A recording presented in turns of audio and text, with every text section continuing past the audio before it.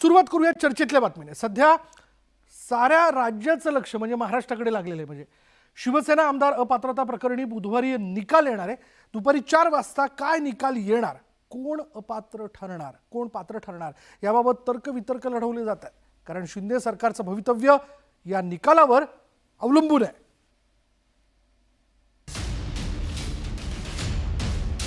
शिवसेना आमदार अपात्रता प्रकरणी निकाल येण्यास अवघे काही तास उरलेले आहेत। विधानसभा अध्यक्ष राहुल नार्वेकर बुधवारी आपला फैसला सुनावणार आहेत। या निकालाकडे अवघ्या राज्याचं लक्ष लागलंय। मात्र निकालापूर्वी राजकीय वादळ आलंय। उद्धव ठाकरेंनी संभाव्य निकालावर शंका उपस्थित केली। त्याला कारण ठरलंय मुख्यमंत्री एकनाथ शिंदे आणि विधानसभा अध्यक्ष राहुल नार्वेकरांची भेट। सोमवारी नार्वेकरांनी शिंदेंची भेट घेतल्याचा दावा उद्धव ठाकरेंनी केला। निकालापूर्वी भेट घेणं न्यायाला धरून नसल्याचं ठाकरेंनी सांगितलंय। आपल्या विधानसभेचे अध्यक्ष महोदय तिकडे जे काही बसलेले आहेत त्यांनी 2 वेळेला मग ते इलिगल असतील काही असतील पण मुख्यमंत्री यांना घरी जाऊन ते भेटले। एकतर विधानसभा अध्यक्ष मुख्यमंत्र्यांना असं जाऊन भेटू शकतात का, हा भाग वेगळा झाला। शिंदे नार्वेकर भेटीवर आक्षेप घेत ठाकरेंच्या पक्षानं आता सुप्रीम कोर्टात धाव घेतली असून या प्रकरणी कोर्टात प्रतिज्ञापत्र दाखल करण्यात आलं। राज्यातील सत्ता संघर्षावर निकाल देताना सुप्रीम कोर्टाने एक चौकट घालून दिली असल्याचा दावा ठाकरेंच्या पक्षानं केला। त्या चौकटीबाहेर जाऊन विधानसभा अध्यक्ष निकाल देणार का असा सवाल ठाकरेंच्या पक्षानं केला।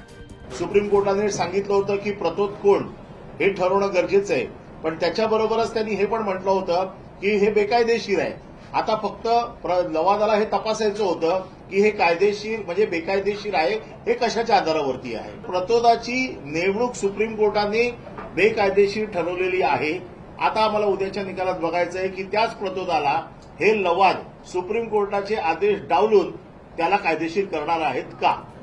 शिंदे नार्वेकर भेटीवरून राजकीय वादाची ठिणगी पडली आहे। ठाकरेंप्रमाणे शरद पवारांनीही त्यावर शंका व्यक्त केली आहे। ज्यांची केस आहे त्यांनी ती केस मांडणं त्याच्यात काही चुकीचं नाही, पण ज्यांच्यासमोर मांडली जाते आणि ज्यांचा निर्णय अभिप्रेत आहे तेच घ्यायचं। ज्यांची केस आहे त्यांच्याकडे जात असतील तर संशयाला चिंता वाचावी अशी जागा त्याचं निर्माण होते। ते केलं नसतं तर या पदाची प्रतिष्ठा आणखीन चांगली राहिली असते। तर विधानसभा अध्यक्षांनी बुधवारच्या निकालावर ही प्रतिक्रिया दिली आहे।